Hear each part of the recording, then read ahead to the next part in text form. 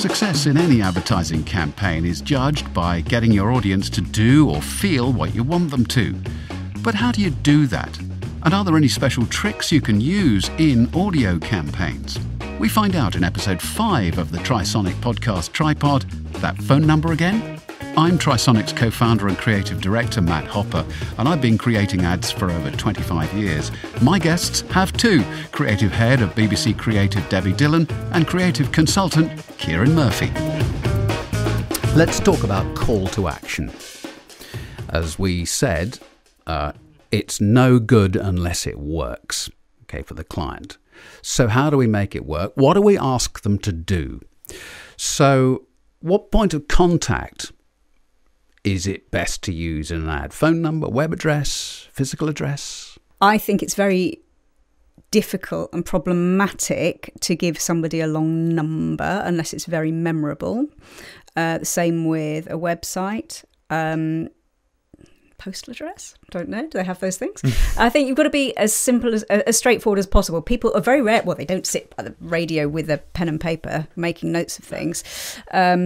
Technology is such now that in some situations, smart speakers, that kind of thing, you can rewind and have a listen again. But the best thing to do is get the simplest message you can. So rather than saying 33 Red Lion Street, why not say Red Lion Street next to the fountain or something, whatever is memorable in someone's mind. And rather than having a long list of numbers that they have to remember, sing it. If it's absolutely essential, your phone number is essential, sing it, or make it a really memorable number like 223344. I don't know, something like that. Absolutely, websites, unless they are very short and memorable. Again, people just don't sit there waiting for the information. No, and no www, please. We're way past that. Well, you think. There's 3 seconds of your ad gone right there. The internet, I've heard of that. It's going to be big. But in terms of physical addresses, some commercials will need a physical address because it's all about driving footfall to a particular store. And, you know, as you rightly say, Debbie, if you're directing someone to a place, do it the way people would do it in the street. How do I find it? Well, it's next to McDonald's down the road on the left. Totally agree. And yes, you're right. People will, of course, recoil in horror because you are effectively giving McDonald's more airtime. But you know what? Everyone knows McDonald's. You're not doing it. All you're doing is bolstering the name of your product or service by associating it with McDonald's. McDonald's might not be very happy about it that you're associating your new client with their name, but you know, play on it. Make the most of that association. If you're next door to McDonald's, go for it. And it's about making whatever call to action there is, whatever action you're asking them to take, as easy as possible, isn't it? Absolutely. That. Whether that's physical address or web address. Let's get on to web addresses now. You touched on this a moment ago, Debbie. If it's difficult to spell, don't use it, I would say. Wouldn't you agree?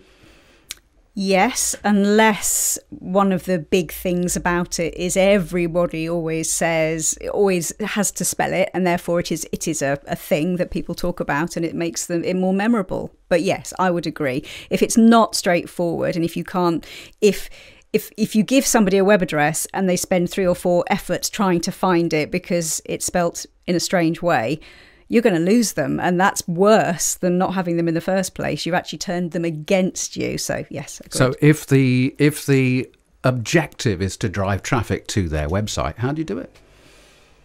I think the simplest way is just via the brand name. That's always been my experience, is looking at myself as an end user, as a listener. The first thing that I'm going to do is pick up my phone and type in the name of the client, and then it's going to come up, you know, right away. And then to me, that's always been the storefront that you're leading the client to, is that front page of your website or your social, whatever it is. The danger of the Google search is that there'll be some people paying to be top of the page when that search phrase is used. So our client may well have a competitor's name above them in the search list, and may well lose out on that contact because of that. That client is always going to be up against that competition from that competitor.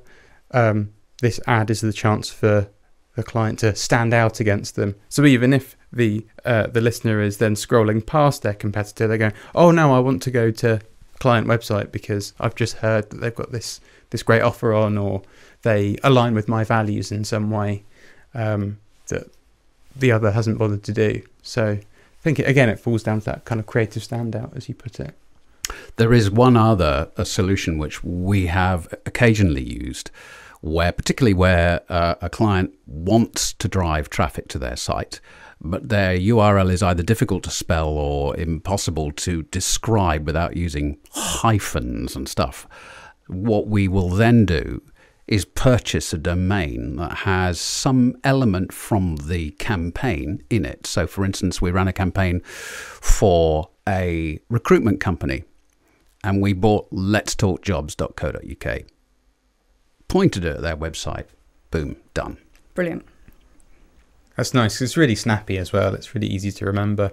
And you just mentioned about Ask Your Smart Speaker as well. That would be a great call to action for Ask Your Smart Speaker to talk about jobs, for instance, and then it takes you straight to what you need to go in your app. Actionable ads via smart speakers are becoming more and more popular and common now.